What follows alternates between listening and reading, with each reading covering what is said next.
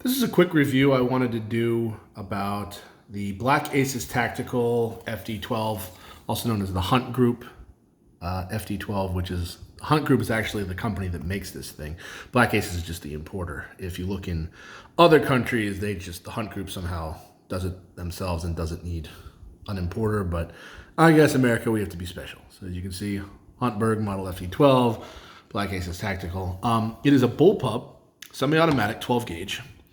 And those of you more astute watchers will notice that this particular one is left-handed because I am retarded.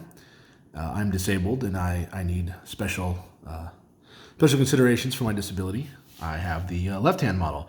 To my knowledge, this is the only semi-automatic left-handed 12 gauge bullpup, 12 gauge available on the market ever, anywhere in the United States.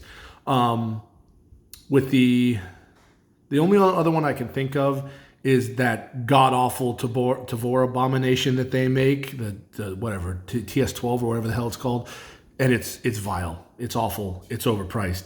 Yeah, it's just bad. They should be ashamed to make that gun. It is ugly and stupid, much like me, which is probably why I hate it so much. This, on the other hand, is not ugly or stupid. It is Turkish, though, so maybe I just contradicted myself in that last statement. I don't know. I'll let you guys argue about it in the comments. But yeah, this thing, in my opinion, is very sexy. I like the way it looks. I like the way it feels. It's not a light gun. It's fairly heavy, like 10 to 12 pounds, which, honestly, for a gun like this, is fine because it's a 12 gauge. You know, I shot another gun, another Turkish shotgun before that uses the same kind of magazines, these Turkish single stack mags. I'll talk about those more in a second. But yeah, I like that gun a lot too. Hi, Bentley. That's my dog who's being obnoxious. Hi, buddy. Anyway, I shot that other gun. It was a pump action 12 gauge, and it wasn't a bullpup. It was just a standard pump action 12 gauge from Rock Island, although it's also a Turkish shotgun. And it was very light. It was very easy to shoot. I liked it a lot, but oh my God, it beat the crap out of me. Like, the recoil was awful because it was so light. And it was a pump, so there was no recoil mitigation in the action. This, on the other hand, I was going to make this part of the video before I ended up shooting it, but actually I'm lazy, so I'm making it now. I just got done shooting a couple hours ago, so I'm making it now. But actually, this was really pleasant to shoot. It really did not beat my shoulder up very badly at all. The recoil was very manageable, even with buckshot. So yeah, shooting wise, that part of the shooting I'll talk about, and it was great. Let's see, what are some interesting things about this gun? I'll start. It's actually the mechanism, it's gas operated. The actual mechanism on it is really clever, and I guess I'll show you that here in a second. Let me talk more about the gun itself before I start opening it up. So. It does not come with any sights or any or the optic that I put on there myself. That's a Romeo 5. You know, I went kind of cheap with this gun because this gun only cost me about $400, and yeah, which is really great for a semi-automatic 12 gauge. Even better for a bullpup, and a left-handed bullpup is fantastic. You can get these if you get the normal non-retarded version, non-disabled version. You can get these as cheap as $350 out the door. I've seen them. So. Yeah, let's see. What does it come with? So it does come with this foregrip, which is just literally, I don't want to flip it over, but it's literally a Magpul knockoff. It's a straight ripped off Chinese or maybe Turkish version of a Magpul grip, and it says Black Aces on the other side. So, but you know, it works. And if you want a real one, $20. It's got a rail. It's got a rail. So let's see. Like I said, it comes with no sights on it. Normally, you have to add those. You see I've got sights and I've got an optic on it. What does it come with? So this gun is ambidextrous almost everything, although this one, the shells eject out of the left side. So if you're a right-handed shooter and you've got your right cheek to the gun, it would be a little awkward, as you can see. You'd have shells chipping your teeth. So I'm not saying it would be impossible to fire this, but I don't think it would be very fun to fire it. right-handed, which is, you know, being left-handed, I wanted this gun because I couldn't shoot a normal bullpup right-handed. Being left-handed and loving bullpups is basically, it's the closest thing to God directly admitting he hates you that I can come up with. So let's see. I'll start with, so it's got a quad rail. Yeah, blah, blah, good stuff. The handle, the charging handle is reversible. It's got a slot on the other side. So if you're right-handed, you know, you don't have to run it on this side. You can pull it out and it just goes in the other side. And you can see it goes in, comes out real easy. Goes in fairly easy too. The safety, it's an ambidextrous safety, both sides. The one thing about the safety that I want to talk about, and this is not a deal breaker for me, but some people might get freaked by it. So it's not a very, like, you know, a normal decent AR safety. It's got an AR style safety, but the normal AR safety is you can't do this with it. As you can see, I'm in between safe and fire. You can't do that with a normal AR safety. If you try, it'll just go boop into fire or into safe, usually into fire if you do that. But this one has a very weak detent and no real like spring to keep it in place. It's kind of not the best quality, but it works. It does work, as you can see. It's not firing now, but and it does fire in fire mode. This has been checked, by the way, here. No shells coming out, no magazine in. You can see. I'll talk about let me tell you about the trigger now. The trigger is good, but it is not great. It's fairly crisp. It's got a really good reset on it.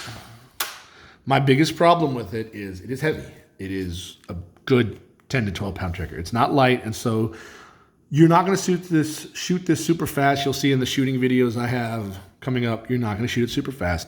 But anyway, getting back to the safety, the one part that people might get upset about with the safety is this. So you've got it on safe, okay, and trigger doesn't pull. If you take it just slightly off safe, so you can see I didn't move it very far. It's definitely not in the fire mode, but it's not directly in safe. It fires. That might bother some people. It does not bother me for the simple reason that it definitely works in safe mode 100% of the time, as long as you don't bump it. And because it doesn't have a nice like snick style detent, AR-15 style, if you are in a situation that requires your immediate attention and you don't get it all the way on fire, if you only manage to do that, it'll still send it.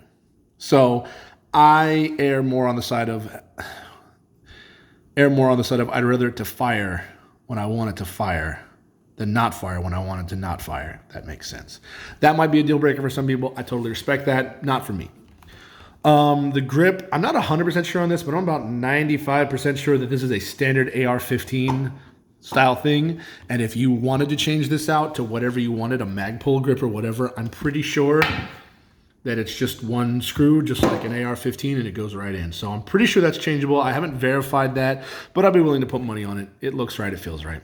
What else? It's got a clip sling, swivel, whatever you call this. It's a place to clip a sling here. It's got a sling mount here, a clip sling mount here. This is reversible, although it would get really close to the ejection port, but it is reversible. And on the right-handed guns, it is it's on the other side actually. It has QD cups on both sides in the back here. I want to talk about that for a second because it's got a QD cup here. So I was looking at this gun, I was like, oh, it's cool. It's got a QD cup here. It's got a QD cup here. Okay, that's great. These look like QD cups, but they're not. They're not. And it drives me nuts. It drives me absolutely insane that these things, they put these holes in here and they're not what they're supposed to be. They're not cups. They're not QD mounts. Why do that? Why put these holes here if I can't put a sling in them? So I had to add a cheap little sling mount here for a sling. Also, same idea down here. It's got these holes, and it's got what looks like an M-lock mount, but I'm 90% sure that's not actually an M-lock mount. I don't like that because it tricks you. You could buy this thinking, oh, I can M-lock this. No, you can't. And these aren't QD mounts either, but you put them on there anyway. Bad. Anyway, That's a minor complaint. Most of the complaints I have about this gun are very minor complaints. Safety's on both sides. The magazine release is on both sides. It's kind of wiggly, not the best, but it works. I didn't have any problems with it. It's on both sides. This one you can see it's got a little thing like this. Bolt release is only on one side. That's the only thing about this gun that I have any kind of real complaint with, is it's not 100% ambidextrous, because this is basically unusable for a left-handed person. But it's because the charging handle's on the proper side. It's really not a big deal to put a mag home and then just, you know, rack the charging handle a bit and get it going.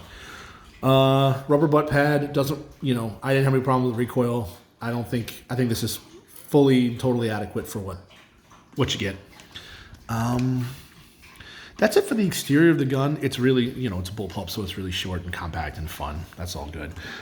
It comes with 2 5-round mags, which are not pictured. This is a 10-rounder that I bought aftermarket. They make 10-round mags. Rock Island makes 9-round mags, which I'll talk about later in this video. But they make 9-round mags, but this is just a stock 10-rounder I picked up. But it comes with 2 5s. It also comes with a what I thought was a really nice plastic case.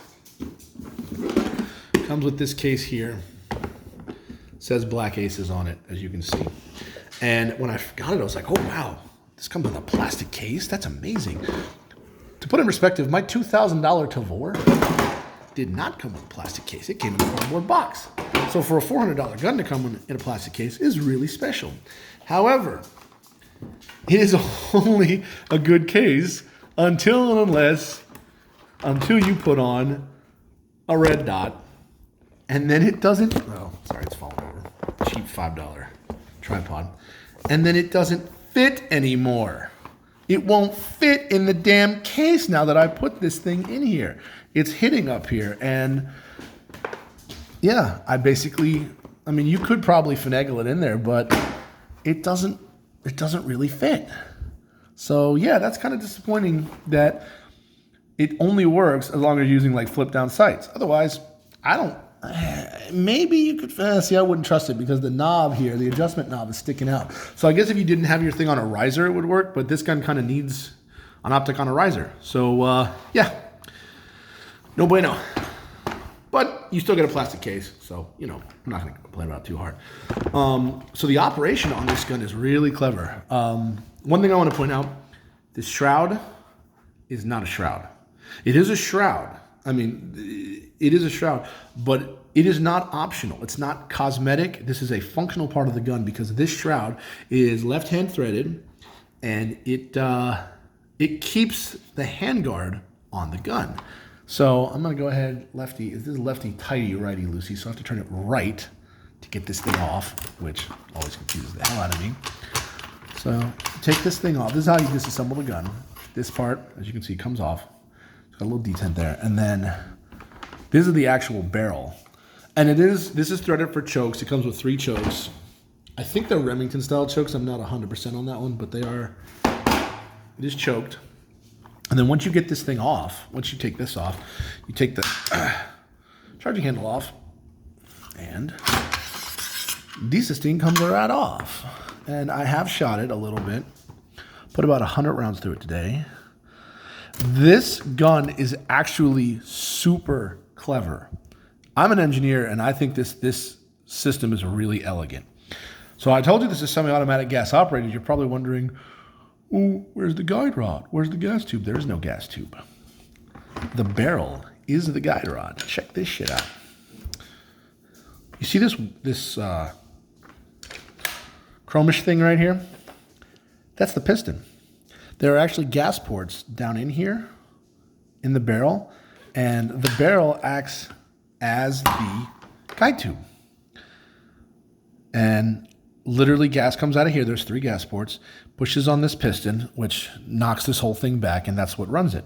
It's, like I said, I'm impressed. I'm very impressed with how this thing is set up. It's very, very clever. It's extremely clever, extremely elegant. There's no gas tube, which is how it's able to keep a fairly compact setup. And then If you want to take it completely apart, it actually comes with it. I haven't even taken it out of the package. Here, I'll do that real quick. Or no, I won't. Never mind, it's sealed. Screw it. Anyway, it comes with a gas tool that works on this part right here to, you can see this thing, to take this off, to completely disassemble it, to do your cleaning and maintenance and stuff like that. I did not clean or maintain, I did not do anything to this gun when I bought it. I did not oil it, I did not clean it, nothing. I just took it out and fired it. So I'm gonna put it back together. And then, okay, I won't put it back together because the pieces went flying off over there. Anyway, I'm going to show you some shooting footage, and then I'll come back and we'll talk about it some more.